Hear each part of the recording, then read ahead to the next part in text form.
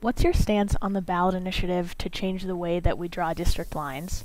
If you oppose the Voters Not Politicians initiative, what solution would you suggest to address what some people say is gerrymandering? I definitely oppose that. I mean, I don't want to sound, totally dismissive of the effort because I appreciate the concerns, but everybody has politics, right? No matter who's drawing the lines, everybody has politics.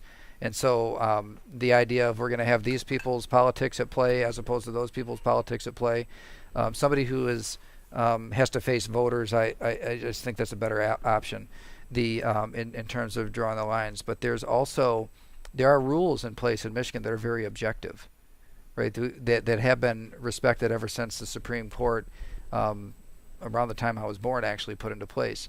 And that is that you have to break as few county lines as possible, right? And then, and to the extent to keep populations the same, and you got to break some county lines, you break as few township and municipal lines as possible. And to the extent that you have a bigger place like the city of Detroit where you're going to have districts inside one city, break as few precinct lines as possible. So there is an objective standard. I don't really know how you come up with a standard more objective than that one.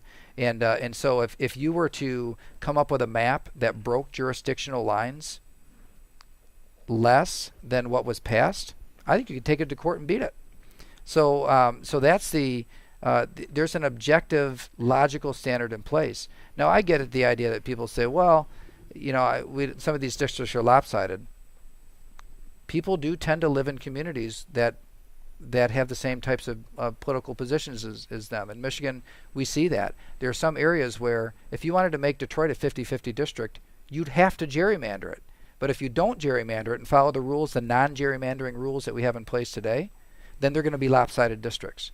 Because within the city of Detroit, it's 90+% of people vote for Democrats, and so and then there's other parts in our state where you have 75 to 80% of people vote for Republicans inside certain counties.